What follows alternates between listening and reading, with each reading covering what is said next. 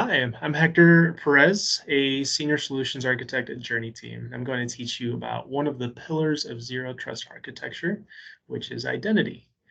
To learn about the other 5 pillars, check out our other videos. In a zero trust model, trust is not automatically granted on a user or location or network, but it's continuously verified through the user's identity.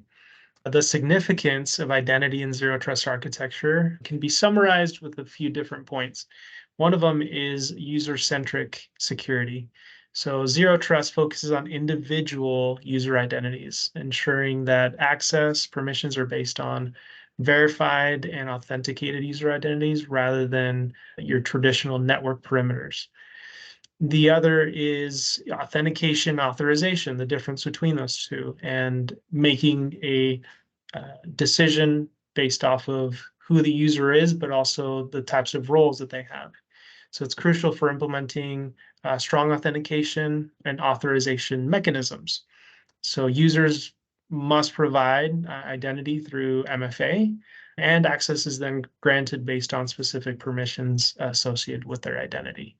Least privileged access is another important part of zero trust, and it emphasizes the fact that we only grant the minimum level of access necessary for specific roles within the organization. Identity plays a pivotal role in defining and enforcing these access privileges and limiting the potential impact of security incidents. We continuously monitor the access that is granted to these users via user and device data that is gathered via Enter ID or other tools that are available in the Microsoft stack. Single sign-on and federation of those identities also helps facilitate streamlining authentication processes for users while maintaining a high level of security.